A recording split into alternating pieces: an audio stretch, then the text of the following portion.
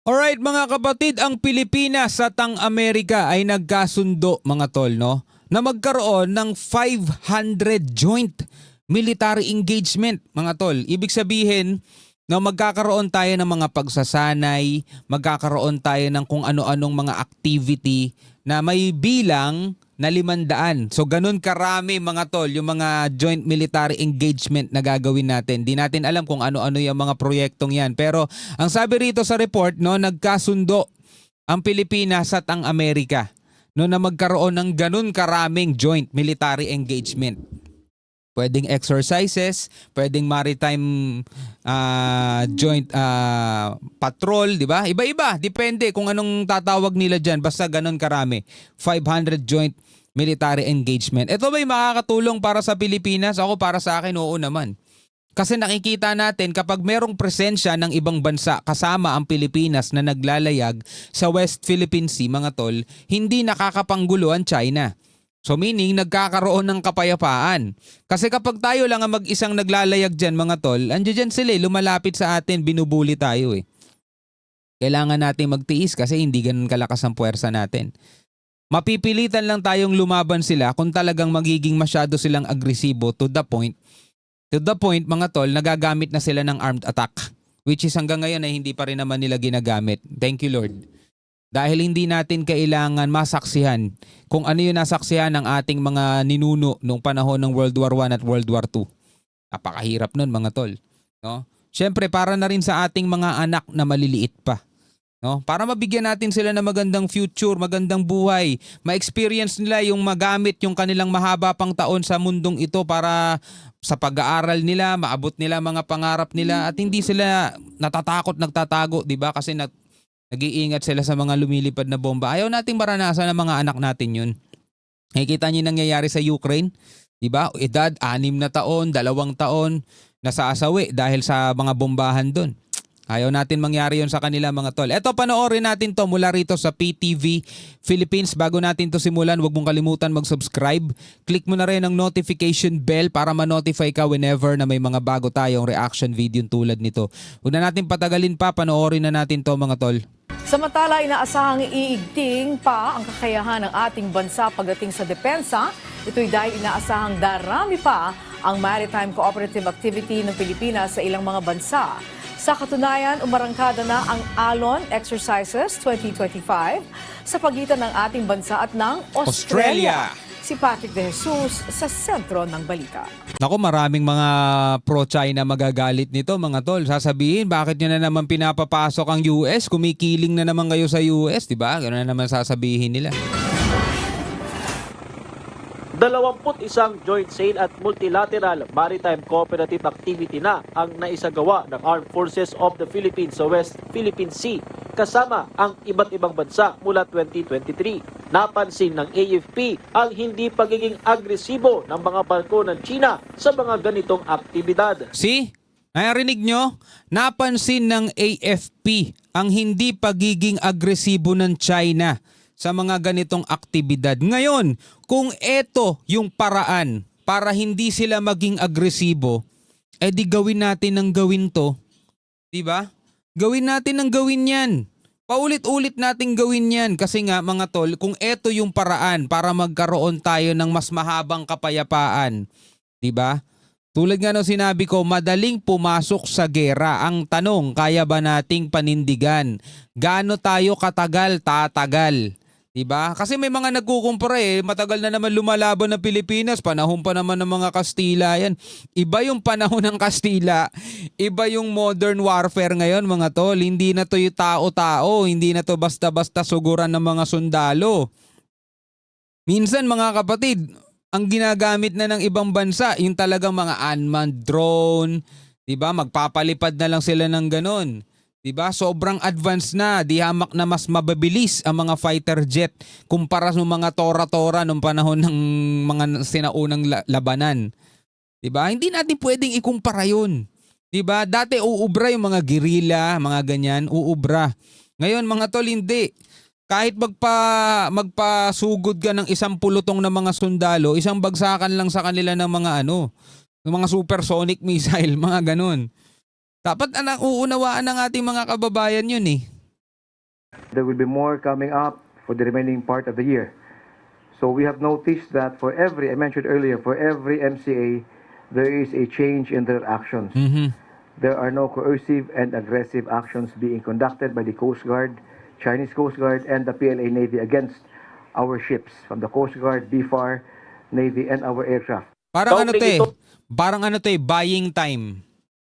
Mas mahabang pagkakataon para sa atin na mas lalo tayong makapagpalakas. 'Di ba? Mas mahabang pagkakataon para sa atin na habang nagpapalakas tayo, walang lumulusob, walang sumusugod, walang nangyayaring mga tensyon. No, buying time natin 'yan. Kaya kung ito yung paraan para mawala ang tensyon dito sa West Philippine Sea, gawin natin. Kasi nga nag-iiba yung behavior ng China eh. 'Di ba? Nag-iiba nawawala yung pagiging agresibo nila kapag nangyayari 'yan. Kaya mas maganda, gawin natin ng mas marami. Sabi nga rito, nagkasundo na ang Pilipinas at Amerika na magkaroon ng 500 joint military engagement. Napakatagal nun, napakarami nun. Ito magkasamang naglayag sa bahagi ng Lubang Island, Occidental Mindoro, ang mga barkong pandigma ng Pilipinas at Australia bilang bahagi ng Alon Exercises 2025.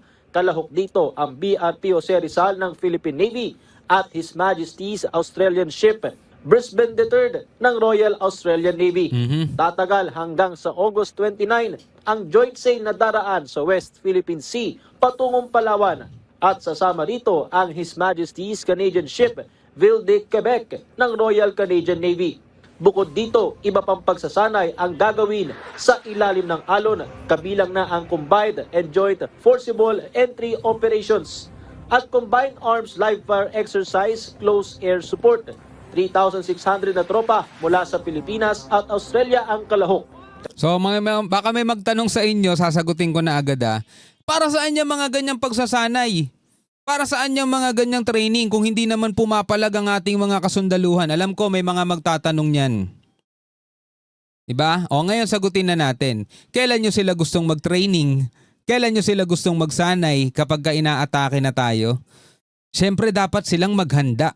Pero dapat wini-wish nilang wag mangyari, wag nilang magamit yung pinaghahandaan nila. Parang ganito lang yan, bumili ka ng insurance, death insurance. For example lang, sasabihin mo ba, teka, bayad ako ng bayad dito sa death insurance ko, ba't hindi ko naman nagagamit Pwede ba yon? Kailan ko pa gagamitin tong death insurance na to? Bakit bayad ako ng bayad, di ko naman ginagamit? Gagamitin mo yun pag namatay ka na, may maiiwan sa pamilya mo. So eto yun. Nagsasanay sila para pag dumating yung gera, handa sila. Pero syempre, wini-wish nila walang gera. Walang gerang mangyari. Kahit itong mga sundalo natin, ayaw nila yun. Diba? Pero, naghahanda sila.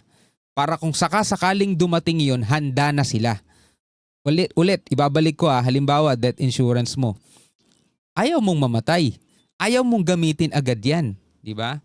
Pero binabayaran mo yan para para if ever mawala ka sa mundong to, may magagamit pamilya mo. Hindi sila yung kung saan-saan lumalapit ng hihingi ng tulong, ni pambili ng kabaong, wala, ni pampalibing sa'yo, wala. Diba? Kaya bumibili ng ganyan ng mga tao. So sana naiintindihan natin yun, napakasimpleng logic lang Kasama ang US Marine Corps at Royal Canadian Navy, habang may observers din mula sa New Zealand at Indonesia. Hanggang August 29 isasagawa ang Alon exercises sa Hilagang Luzon at Palawan. We don't direct this activity with other nation, but our activity is based on the premise that the exercise is anchored on the free and open Indo-Pacific with peace and prosperity in the region.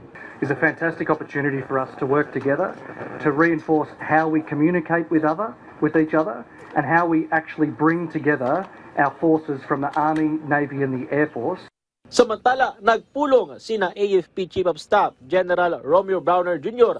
at US Indo-Pacific Command Commander Admiral Samuel Paparo sa Honolulu, Hawaii para sa taunang Mutual Defense Board Security Engagement Board ng Si Paparo. Pilipinas at US. Dito ay nilagdaan ng kasunduan para sa 500 joint engagements ng mga militar ng dalawang bansa mula large-scale exercises hanggang subject matter expert exchanges, kabilang na ang paghahanda sa Balikatan Exercises 2026. Nice. Muli ring pinagtibay dito ang Mutual Defense Treaty ng Pilipinas at US na naitatag noong 1951. Patrick De Jesus para sa Pambansang TV. So yan mga tol, nagbigay ako ng ilang mga points sa inyo, nagbigay ako ng ilang mga explanation. Etong mga ganitong exercise, mas maganda talaga ginagawa yan.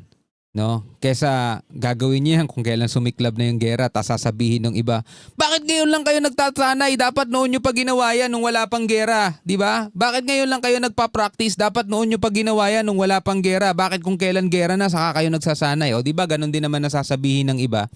Kaya nga ngayon pa lang nagsasanay na sila eh. Pero may mga nagsasabi pa rin, para saan yung mga pagsasanay ninyo? Hindi naman kayo pumapalag. Mga tol, walang sino mang bansa, no, ang magnanais ng gera, maliban na lang dun sa mga warprek talaga. Ang gusto nila kapayapaan, hindi lang para sa kanilang sarili, kundi para din na rin sa kanilang mga mamamayan na pinamumunuan. Kabilang na dun ang Pilipinas. Walang presidente na uupo sa pwesto at sasabihin, teka, naboboring ako, gusto ko ng gera. Maliban na lang kung ikaw si Kim Jong-un. Di ba? Pero kung hindi, nandirito tayo sa Pilipinas at alam naman natin wala tayong kakayanan, wala nga tayong nuclear eh. Di ba?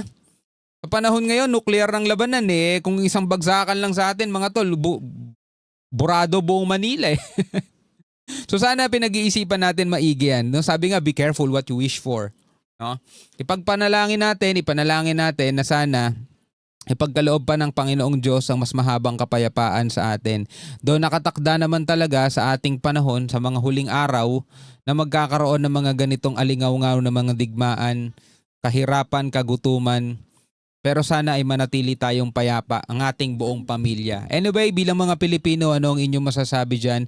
Comment na lamang kayo sa ibaba. Hanggang sa muli, ako nga pala si Shobaldi. Peace out.